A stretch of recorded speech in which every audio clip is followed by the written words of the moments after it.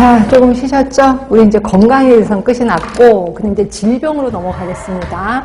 자, 질병에서는 누구를 생각하시면 되냐면, 리벨 클락이라는 사람이 있어요.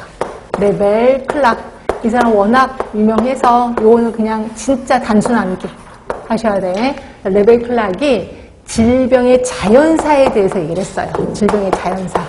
요 얘기 할 때마다 그 생각이 나는데, 어떤 분이 질병의 자연사가 말이 되나요? 질병으로 죽으면 질병사지? 그렇게 했는데 이게 뭔 소리냐면 내가 병에 걸렸을 때 병원에 안 가고 그냥 내버려둬. 그랬을 때 내가 심하게 아프고 서서히 날 거예요. 그러니까 병원의 의료 혜택을 안 받고 그냥 내버려뒀을 때 이렇게 흐름을 질병의 자연사라고 표현하고 있고 그거에 대해서 얘기한 사람이 리벨 클락이에요. 그래서 이거는 저희가 책 보고 다시 확인할 겁니다.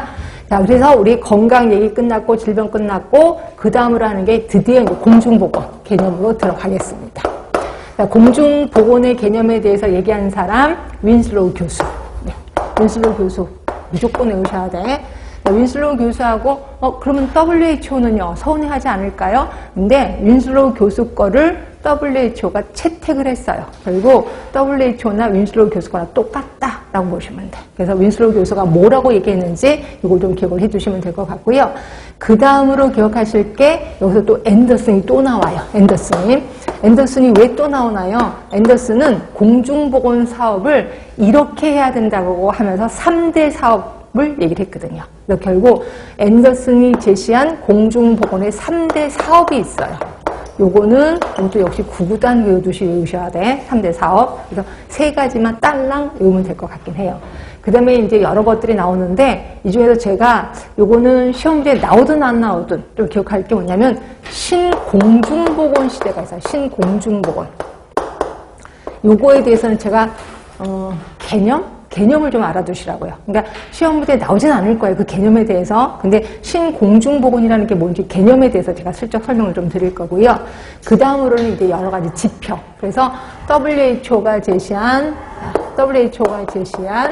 그 국가 간의 비교를 하기 위해서는 요런 지표를 꼭 신경을 써야 돼 라고 하는 게 있습니다. 그래서 그 건강 지표 3가지. 그것도 3가지밖에 안 돼서 이거 좀 머릿속에 기억을 해두시면 될 것 같긴 해요. 자, 그러면 맨 처음에 리벨 클락부터 들어가겠습니다. 자, 책은 24쪽. 자, 보세요. 리벨 클락 그동안 기출 엄청 많이 됐구나. 완전히 파란색으로 다 됐구나. 무조건 외워야 되겠다 라고 보시면 될 것 같고. 자, 밑에 보시면 표로 바로 들어갑니다. 처음에 보시면 병인, 숙조, 환경의 상호작용. 병인, 숙조, 환경 하면 뭐 있었어요? 아까 무슨 모형? 생태학적 모형. 생태학적 모형에 대해서 얘기를 한 거고 병인, 숙조, 환경이 균형을 받은 상태를 비병원성기라고 하는 거야. 그러니까 병원체가 내 몸에 들어오긴 했지만 내 몸이 건강해. 환경도 괜찮아. 그래서 그냥 병원이랑 같이 살고 있는 거야. 이거 우리 비병원성기라고 보시면 될 것 같고요. 병에 걸린 건 아니에요. 근데 병원체가 내 몸에 들어오긴 한 겁니다. 자, 그리고 나서 두 번째 단계가 초기 병원성기. 자, 초기 병원성기는 병인이라는 건 병원체입니다. 병원체의 자극이 형성이 돼. 그러니까 병원체가 조금 힘이 세지기 시작한 거예요. 그렇죠? 근데 아직까지 내 몸은 그거에 대해서 반응은 안 해.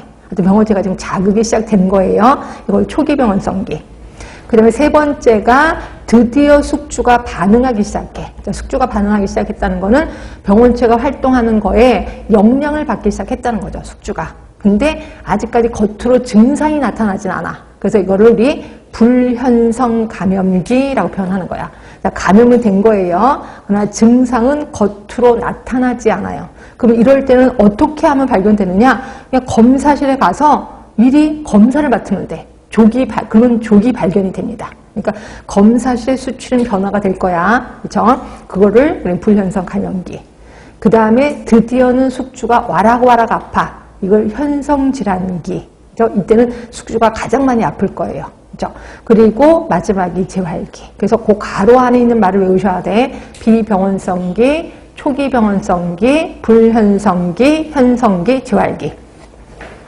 자, 그럼 그 각 단계마다 어떤 예비적인 조치를 해야 될 거 아니에요. 그래서 보시면 비병원성기에는 나 그냥 뭐 건강하니까 아무것도 하지 않을까요? 아니에요. 이때 해야 돼요. 뭐냐면 적극적인 예방활동 해야 됩니다. 적극적인 예방활동이라는 게 뭔데? 운동하는 거죠. 맛있는 거 먹는 거죠. 그러니까 면역력을 높여야 되는 거지. 그다음에 초기 병원성기. 자, 초기 병원성기는 소극적 예방활동이야. 소극적 예방활동이 예방접종이 여기 있었구나. 예방접종. 그리고 안전관리라는 건 뭐냐면요. 이런 거지 뭐 산업장에 가서 먼지가 많아. 그러면 뭐 방진 마스크를 쓴다든가 또는 소음이 되게 커. 그럼 귀 막에 귀 덮개를 한다거나 이런 거를 우리 안전관리라고 표현하는 거고 이런 것들은 모두 소극적 예방활동이에요. 그 다음에 불연성 감염기는 아까 제가 말한 대로 검사실에 가서 미리 검사를 맡아서 조기 발견하고 조기 치료하는 거죠.